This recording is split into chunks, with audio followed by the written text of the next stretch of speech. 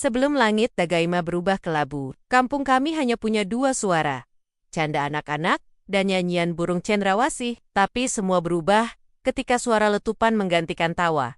Dan jalan setapak ke rumah baca dipenuhi tatapan curiga. Yonas, pemuda pengajar yang mengorbankan kenyamanan demi masa depan kampungnya, kini menghadapi ancaman yang tak kasat mata. Sementara Morris, lelaki dengan masa lalu kelam, tiba-tiba kembali. Bukan sebagai musuh, tapi sebagai seseorang yang membawa tanya.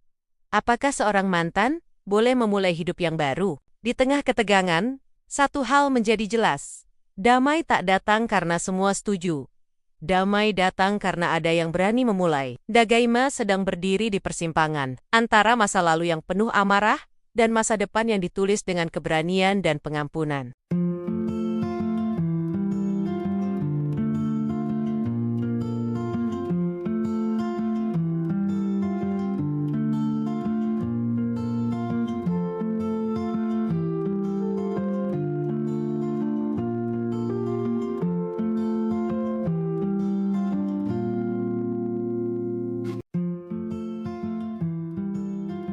Kabut tipis menggantung di atas pepohonan, kala matahari pagi mulai menyentuh punggung bukit. Suara burung cendrawasih menyambut hari, bersahutan dengan tawa anak-anak yang berlari menyusuri jalan tanah merah di kampung kecil bernama Dagaima Permata tersembunyi di jantung pegunungan tengah Papua. Di antara hiruk-pikuk pagi itu, seorang pemuda bernama Yonas Tabuni duduk di teras rumah panggung milik ibunya, memegang sebuah papan tulis kecil dan kapur putih. Ia bukan seorang guru resmi, tapi setiap pagi, anak-anak kampung berkumpul di rumah baca Mama Rosa, milik ibunya, untuk belajar membaca, menulis, dan mengenal dunia lewat buku-buku usang yang disumbangkan dari kota. Yonas, 19 tahun, bertubuh ramping, dan berkulit gelap mengilat. Ia tak hanya cerdas, tapi juga dikenal sebagai anak muda paling sabar dan santun di kampung itu. Banyak orang menyebutnya anak kampung dengan pikiran kota. Kalau kamu terus membaca dan belajar, kamu bisa jadi pemimpin masa depan UKEP Mama Rosa, sembari menata buku di rak bambu. Suaranya hangat, seperti embun pagi yang menyejukkan. Di seberang kampung, di pos penjagaan kecil, Kapten Elang, seorang perwira muda TNI, berdiri sambil mengawasi anak-anak bermain bola di lapangan rumput. Ia bukan sosok yang menakutkan bagi warga, justru sebaliknya. Ia sering ikut membantu mengangkut hasil panen warga, dan tak jarang ikut tertawa bersama anak sot sahur. Hidup di Dagaima berjalan damai. Masyarakat bercocok tanam, berburu, dan menganyam noken. Radio desa sesekali memutar lagu-lagu lawas Papua. Jika ada kabar dari kota, biasanya datang lewat HT milik kepala kampung, atau lewat siaran pendek dari radio komunitas. Namun, seperti bayangan yang mengikuti cahaya, ada satu sisi dari Yonas yang tak pernah ia ceritakan pada siapapun. Kadang, saat malam sunyi, ia membuka kembali sebuah surat usang yang disimpan di balik tumpukan buku. Surat itu ditulis oleh seseorang yang pernah sangat dekat dengannya. Yonas, aku sudah tak bisa percaya lagi. Mereka datang, berjanji, lalu pergi. Kami bukan boneka yang bisa ditonton terus-menerus. Aku akan mencari jalanku sendiri. Morris Waker, sahabat kecil Yonas yang menghilang setahun lalu. Sejak itu, nama Morris jarang disebut, seolah dilupakan oleh waktu, tapi tidak oleh Yonas. Hari itu, Yonas memimpin anak-anak menyusun mural di dinding rumah baca. Gambar burung cendrawasih yang terbang di antara bintang-bintang. Di bawahnya tertulis, "Tanah ini rumah kita. Damai itu harga mati." Anak-anak bersorak. Mama Rosa tersenyum. Yonas merasa harinya lengkap. Tapi jauh di ujung hutan, di balik rimbunnya pepohonan dan kabut yang tak pernah benar-benar menghilang, seseorang memandangi kampung itu dari kejauhan. Matanya tajam. Di tangannya, tergenggam potret rumah baca Dagaima yang dicetak dari kertas kusam. Dan untuk pertama kalinya dalam setahun, nama Dagaima kembali disebut dalam komunikasi gelap di antara pepohonan. Hari-hari di kampung Dagaima berlalu seperti biasa. Matahari menari di antara celah dedaunan, angin pegunungan menyapu ilalang, dan suara tawa anak-anak mengisi udara. Namun, ada sesuatu yang terasa berbeda minggu itu. Suasana menjadi terlalu tenang. Seperti hutan yang menyimpan rahasia. Yonas Tabuni, seperti biasa, membantu Mama Rosa membersihkan rumah baca. Tapi pagi itu, ia mendapati satu hal aneh. 2 buku sejarah Papua hilang dari rak. Siapa yang ambil? Gumamnya. sambil memeriksa nama-nama di daftar peminjam. Mama Rosa menyusul dari belakang, membawa termos teh dan 2 cangkir kecil dari tanah liat. Mungkin ada anak yang lupa mengembalikan, tak usah terlalu dipikir. Namun, Yonas tetap gelisah. Buku itu berisi sejarah konflik lama, perjanjian damai, dan peta-peta wilayah yang dulunya disengketakan. Bukan jenis bacaan yang biasa dipinjam anak-anak. Siang hari, Kapten Elang datang ke rumah baca, bukan untuk mengawasi, tapi mengantar alat komunikasi radio kecil sebagai hadiah dari pos keamanan. Gunakan ini jika suatu hari kalian perlu bantuan cepat, katanya. Yonas mengangguk sopan, tapi ia melihat gurat khawatir di wajah sang kapten. Warga tak tahu, tapi Elang baru saja menerima laporan. Sinyal komunikasi asing tertangkap di sekitar perbukitan, bukan dari jalur resmi. Malam itu, kabut turun lebih tebal dari biasanya. Yonas terjaga di kamarnya, mengamati cahaya bulan yang terselip malu-malu di balik daun jendela. Ia kembali membuka surat lama dari Morris. Entah kenapa, hatinya merasa gelisah. Keesokan paginya, kampung Dagaima terbangun oleh asap tipis yang menyelimuti halaman rumah baca. Rumah baca Mama Rosa terbakar. Buku-buku hangus, rak bambu roboh, dan dinding belakang menghitam. Api padam sebelum menjalar lebih jauh, tapi luka di hati warga terasa membekas. Bagi mereka, rumah baca bukan sekadar tempat belajar, tapi simbol harapan. Di antara arang yang tersisa, Kapten Elang menemukan sehelai kertas lebaran, tertulis dengan huruf besar dan kasar. Kalian yang duduk bersama musuh tak akan selamat. Papua bukan milik mereka. Kami akan ambil kembali. Mama Rosa terdiam lama. Yonas menggenggam surat itu. Ada sesuatu dalam gaya tulisannya yang terasa familiar. Ia tahu, hanya satu orang yang bisa menulis dengan gaya seperti itu.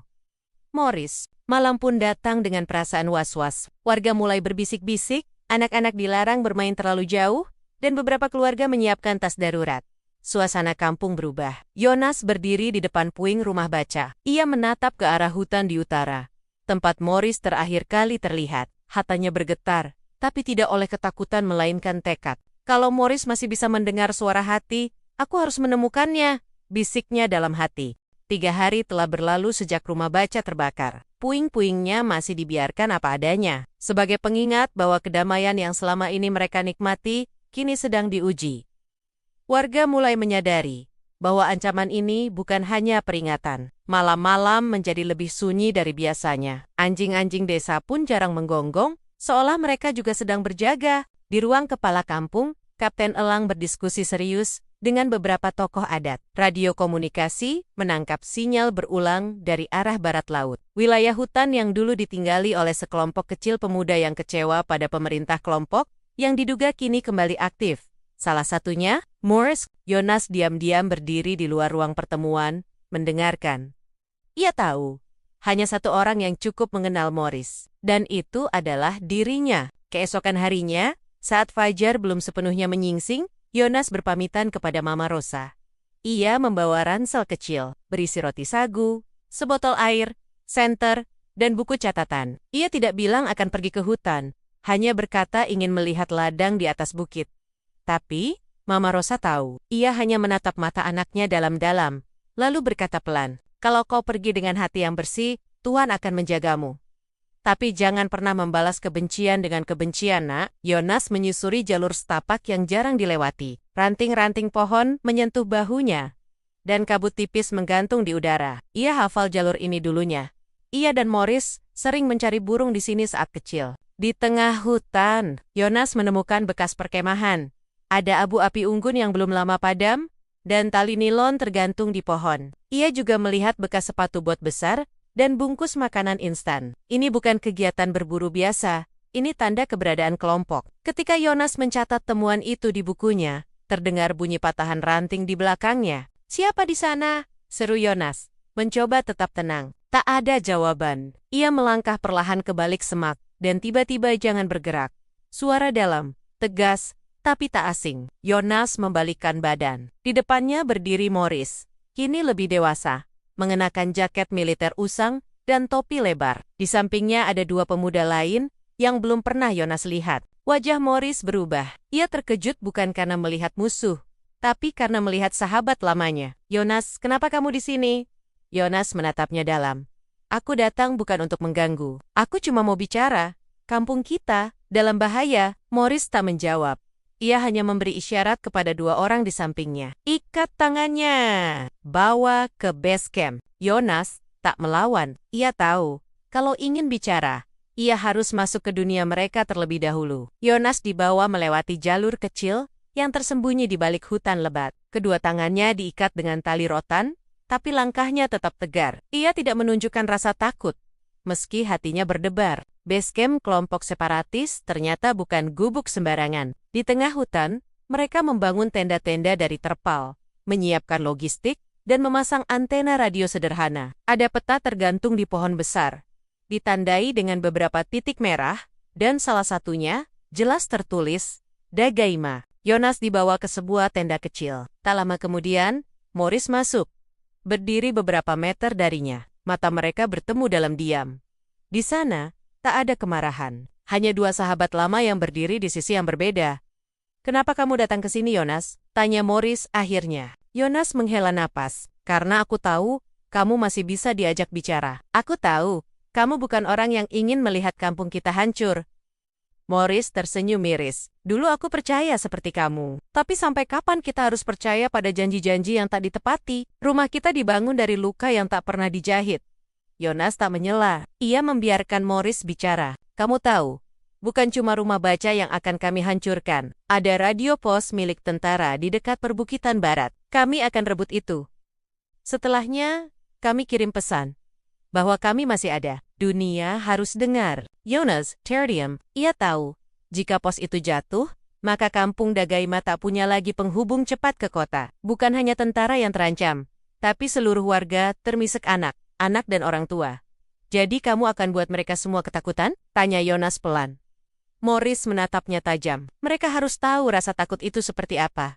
Jonas berdiri. Meski tangannya masih terikat, suaranya tegas. "Kalau kamu memang ingin dunia tahu, lakukan dengan cara yang tidak menghancurkan. Ada cara lain." "Morris, damai itu bukan kelemahan, itu keberanian." Tapi suara Jonas hanya menggema di antara dedaunan. Morris berjalan keluar, lalu berkata singkat pada penjaga tenda, "Jangan sakiti dia, tapi jangan biarkan dia pergi." Malam itu, Jonas duduk sendiri di dalam tenda. Ia menatap atap kain yang berkibar tertiup angin. Di luar, ia mendengar suara radio suara yang sama, seperti yang ditangkap pos militer selama ini. Untuk pertama kalinya, Jonas menyadari bahwa konflik ini sudah terlalu dalam. Bukan lagi soal kecewa, tapi soal identitas, harga diri, dan luka lama yang belum sembuh. Namun, satu hal pasti, ia tak bisa tinggal diam.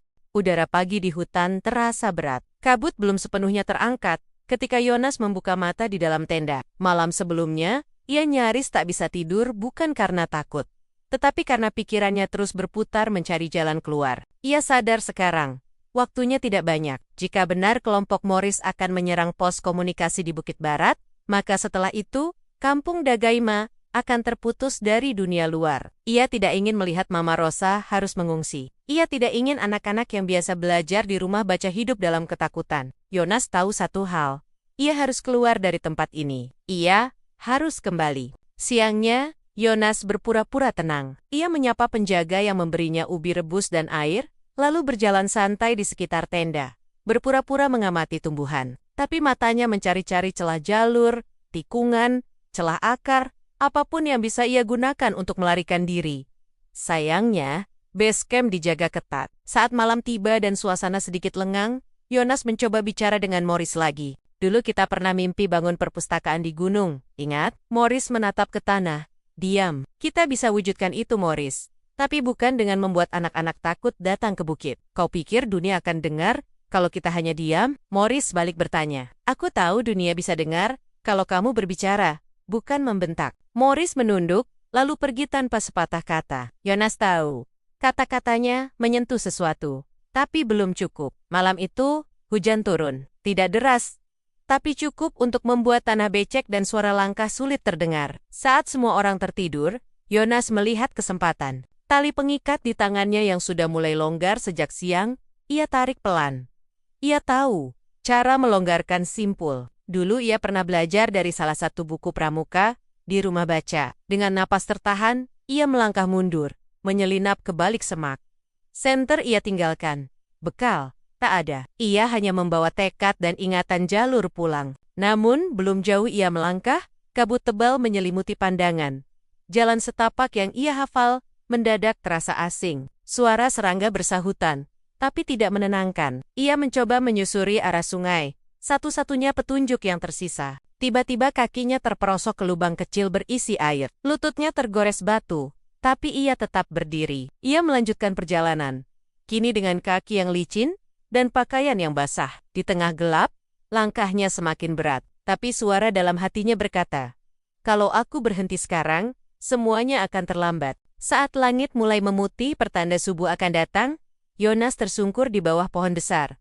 Napasnya tersengal. Ia kelelahan, tubuhnya menggigil, ia hampir menyerah. Tapi kemudian, suara lembut menyapanya dari kejauhan. "Anak muda, apa yang kamu cari di hutan dalam keadaan seperti ini?" Dari balik semak, muncul seorang pria tua berjanggut putih, membawa lentera kecil dan mengenakan noken di pundaknya. Wajahnya teduh, tapi matanya penuh tanya.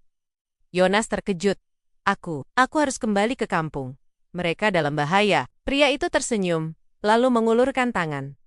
"Kalau begitu, istirahat dulu. Kau tak bisa selamatkan siapapun, kalau tubuhmu sendiri nyaris tumbang." Yonas terbangun dalam sebuah gubuk kecil, beratapkan daun sagu. Udara pagi dingin menusuk tulang, tapi tubuhnya hangat dibalut selimut wol sederhana. Ia tak tahu berapa lama ia pingsan, tapi jelas, ia sedang diselamatkan oleh seseorang. Dari balik pintu terbuka, masuklah seorang pria tua yang pernah ia dengar dari cerita-cerita lama warga. Pak Lukas, mantan guru dan tokoh adat yang dulu dihormati, tapi memilih tinggal menyepi di hutan setelah konflik bertahun-tahun lalu. Pak Lukas menyodorkan semangkuk bubur jagung hangat. "Makanlah dulu, baru ceritakan semuanya." Yonas mengangguk pelan.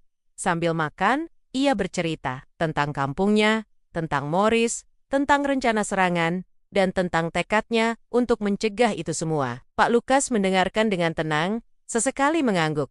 "Anak muda, kamu punya keberanian, tapi keberanian tanpa arah bisa membuatmu tersesat." Yonas menunduk. "Saya cuma ingin menyelamatkan kampung. Kamu tidak bisa menyelamatkan kampungmu sendirian, tapi kamu bisa menyalakan api kecil yang membuat orang lain ikut membawa cahaya." Pak Lukas lalu mengeluarkan sebuah peta kertas tua dan menunjuk jalur alternatif menuju Dagaima. Jalur itu melewati bukit tua yang dulu digunakan sebagai tempat berlindung saat perang zaman dulu. Jalur yang tidak diketahui kelompok separatis. "Lewat sini, kamu bisa sampai ke pos bukit dalam 1 hari. Tapi kamu harus kuat, jalannya berat, dan kamu harus hati-hati." Yonas menggenggam peta itu erat.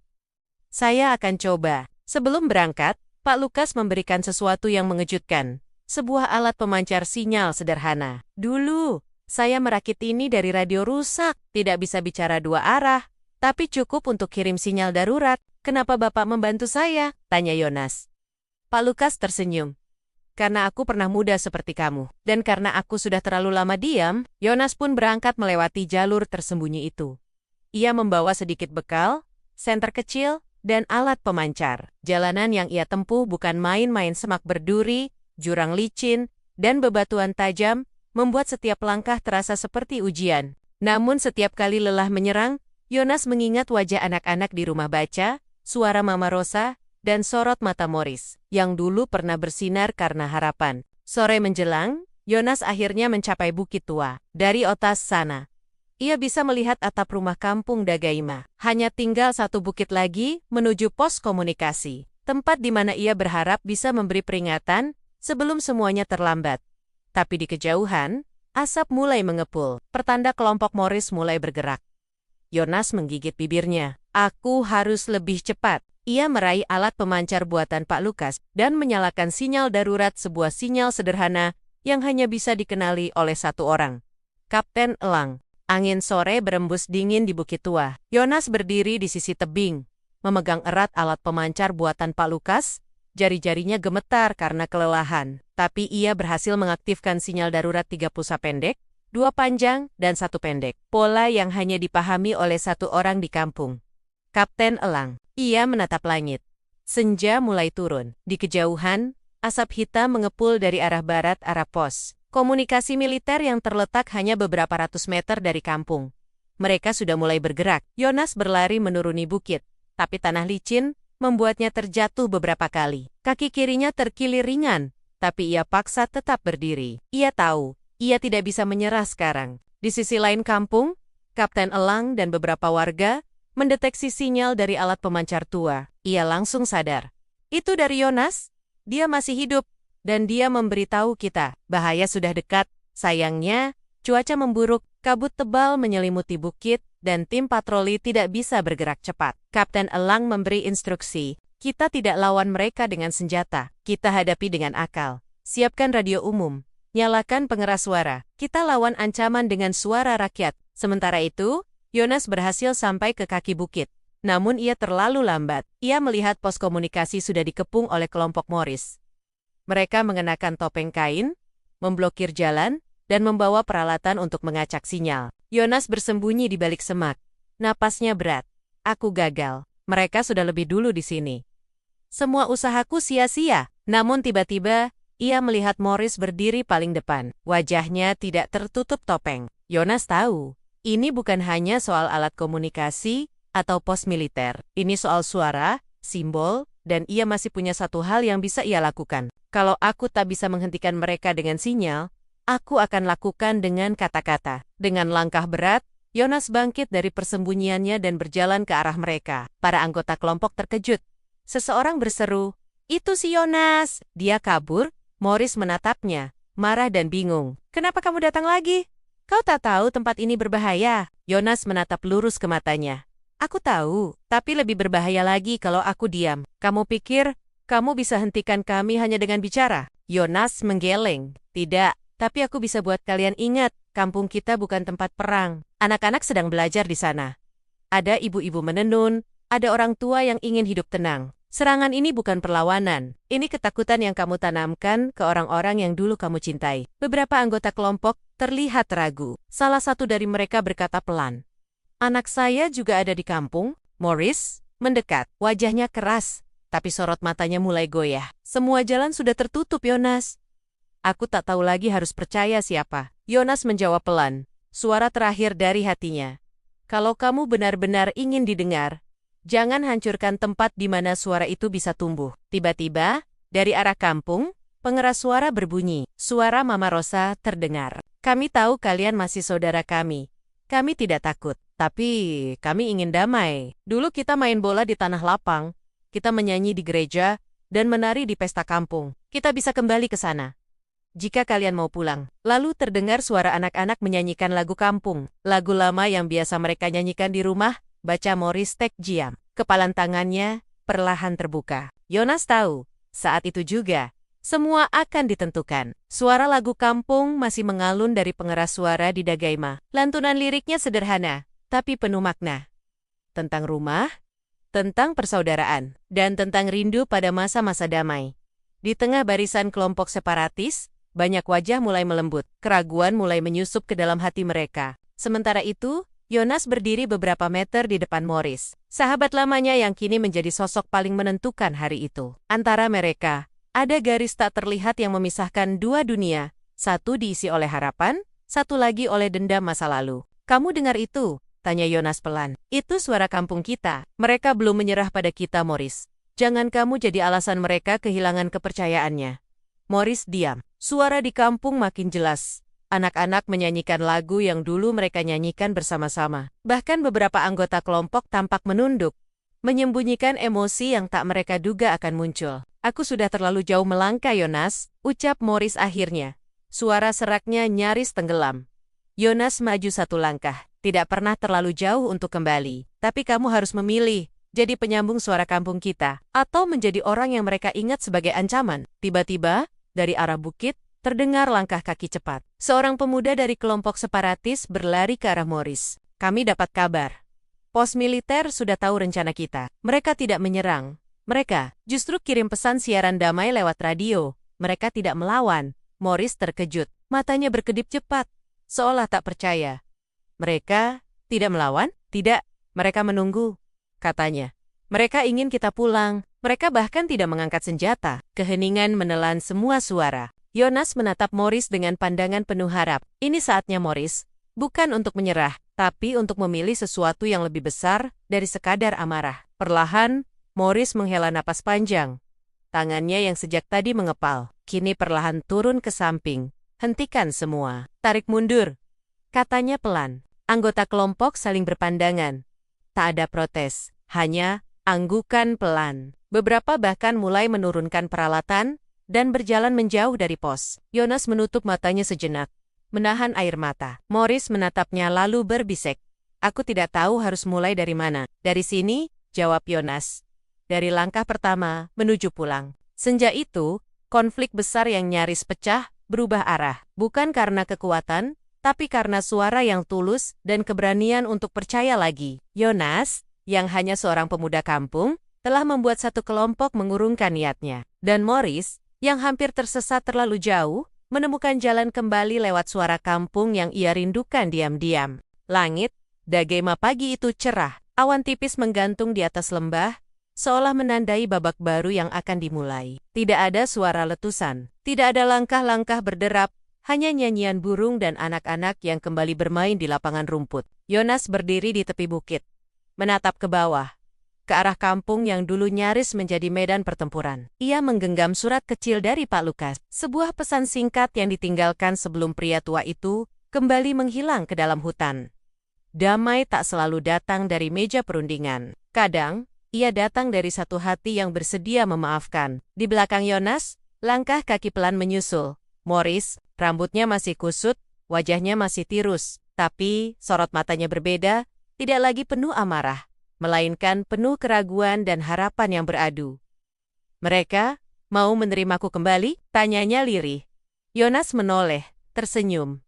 Kita semua pernah tersesat, tapi kampung ini selalu memberi jalan pulang. Hari itu, balai kampung Dagaima dipenuhi warga. Tidak ada pengadilan, tidak ada teriakan. Hanya satu persatu orang yang bangkit, menyampaikan isi hati mereka. Ada yang kecewa, ada yang takut, ada yang belum bisa sepenuhnya percaya, tapi satu hal pasti.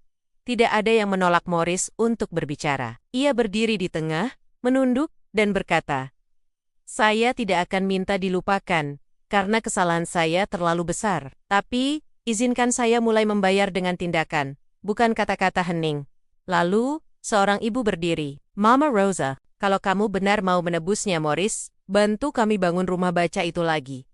Anak-anak kehilangan tempat belajarnya. Satu demi satu orang mengangguk. Tidak dengan antusiasme berlebihan, tapi dengan kesediaan untuk mencoba percaya kembali. Malamnya, Yonas dan Morris kembali ke rumah baca yang pernah terbakar. Rangka kayunya masih hangus, tapi tanahnya masih berdiri kokoh. "Kita mulai dari sini, Morris," ujar Yonas. "Kamu yakin kita bisa bangun lagi?" "Kalau kamu mau, saya yakin." Dan di bawah cahaya bulan, dua sahabat itu mulai mengangkat kayu, menyusun ulang fondasi kecil dari harapan. 1 bulan telah berlalu sejak hari itu. Tanah Dagaima kini dipenuhi tawa anak-anak. Sejak pagi, mereka sudah duduk bersila di atas tikar anyaman, membuka lembar demi lembar buku bekas yang disumbangkan dari kota. Di samping mereka, berdiri sebuah bangunan sederhana berdinding papan dan beratapkan seng. Tapi bangunan itu jauh lebih dari sekadar rumah baca. Itu adalah lambang harapan. Don di tengga. Tengahnya, Yonas dan Morris berdiri, berkeringat, namun tersenyum. "Aku tidak pernah menyangka kita bisa sampai sejauh ini," kata Morris, sambil menatap rumah baca itu. "Karena kamu memilih jalan yang tepat," jawab Yonas. "Hari itu adalah peresmian rumah baca Surahamu, yang artinya cahaya baru dalam bahasa setempat. Warga datang dengan membawa nasi bakar, pisang rebus, dan senyum damai. Anak-anak menari, dan remaja kampung membacakan puisi. Tapi kejutan datang saat seorang pria tua muncul dari balik barisan pohon. Pak Lukas. Wajahnya keriput, tapi senyumnya hangat. "Kalian hebat," ucapnya, pelan tapi tegas. "Bukan karena membangun rumah ini, tapi karena berhasil menyatukan hati yang sempat retak." Morris menunduk, menahan haru. "Saya hanya mencoba menebus, dan kamu sedang melakukannya. Teruskan." Tak lama, pemuda-pemuda lain yang dulu ikut dalam kelompok separatis mulai datang satu persatu. Tidak dengan membawa senjata, tapi dengan membawa kayu, cat, dan bahkan buku sumbangan. Yonas membuka lengan, menyambut mereka. "Kita punya banyak yang harus diajarkan pada adik-adik kita. Mari ajarkan mereka tentang menanam, tentang musik, tentang membuat film, tentang menulis, bukan tentang membenci." Rumah baca itu kini menjadi pusat baru di Dagaima. Bukan hanya tempat belajar, tapi juga tempat mengobati luka lama. Malam harinya, kampung mengadakan acara kecil. Tidak ada panggung megah, hanya tikar panjang dan kopi panas. "Apa rencanamu selanjutnya?" tanya Pak Lukas pada Yonas. Yonas tersenyum. "Saya ingin mengirim anak-anak ke kota untuk belajar, dan nanti mereka kembali ke sini, membawa ilmu baru." "Kita bangun masa depan, Pak. Itu baru mimpi yang layak diperjuangkan." Di bawah langit penuh bintang, api unggun menyala. Tarian tradisional pun dimulai, dengan iringan tifa dan nyanyian penuh sukacita. Di tengah lingkaran itu, tidak ada lagi permusuhan, tidak ada kecurigaan, hanya persaudaraan. Yonas dan Morris duduk berdampingan, menghadap ke rumah baca yang kini telah hidup kembali, bukan hanya secara fisik, tapi juga sebagai simbol kemenangan tanpa kekerasan. Beberapa bulan telah berlalu, sejak rumah baca Surahamu diresmikan. Kampung Dagaima kini bukan lagi sekadar titik kecil di peta Papua. Ia telah menjadi simbol bahwa damai tidak datang karena orang kuat saling mengalahkan, tapi karena mereka memilih untuk saling mendengarkan. Yonas kini menjadi pembina komunitas pemuda. Ia mengajar menulis, mendongeng, dan memimpin kegiatan literasi. Morris, ia masih membersihkan rumah baca setiap pagi, tapi bukan karena disuruh. Ia melakukannya karena ia mencintai tempat itu. Tempat yang mengajarkannya bahwa setiap manusia punya kesempatan kedua. Di depan papan tulis, Yonas menulis, "Konflik bisa membakar, tapi pengampunan bisa membangun kembali." Lalu ia menatap anak-anak di hadapannya. Anak-anak itu kini bukan hanya bisa membaca, tetapi bisa bermimpi. Mereka berbicara tentang menjadi dokter, guru, bahkan penulis. "Kenapa kita harus belajar, Kak Yonas?" tanya seorang anak. Yonas tersenyum, lalu menjawab, "Karena dengan ilmu, kamu bisa menyembuhkan luka bukan hanya di tubuh, tapi juga di hati manusia." Suatu hari, tim media dari kota datang untuk meliput perubahan besar di Dagaima. Mereka merekam aktivitas rumah baca, mewawancarai warga, bahkan mengangkat cerita Morris yang dulu dianggap musuh, kini menjadi penjaga harapan. Cerita itu viral, dan untuk pertama kalinya, Kampung Dagaima dikenal bukan karena konflik, tapi karena inspirasi dan keteladanan. Di akhir sesi wawancara, Yonas menyampaikan pesan, "Kami bukan pahlawan. Kami hanya orang-orang biasa yang ingin hidup damai. Tapi kami belajar bahwa damai itu tidak jatuh dari langit. Ia harus diperjuangkan, bukan dengan kekerasan, tapi dengan ketekunan, kesabaran, dan keberanian untuk memaafkan. Kalau kampung kami bisa berubah, saya percaya kampung lain juga bisa.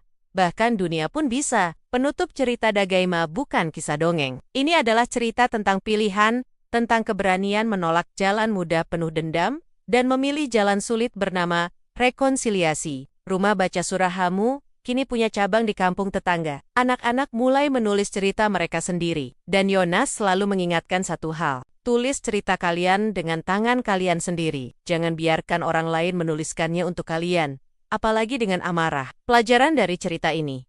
Damai adalah pilihan, bukan hadiah. Setiap orang bisa berubah jika diberi kesempatan. Perjuangan yang tidak menggunakan kekerasan adalah bentuk kekuatan tertinggi. Anak-anak berhak atas masa depan yang tidak diwarisi konflik. Dan siapapun kamu bisa menjadi bagian dari perubahan. Cerita ini telah selesai, tapi semangatnya bisa terus hidup di hati siapa saja yang percaya bahwa perubahan sejati dimulai dari diri sendiri.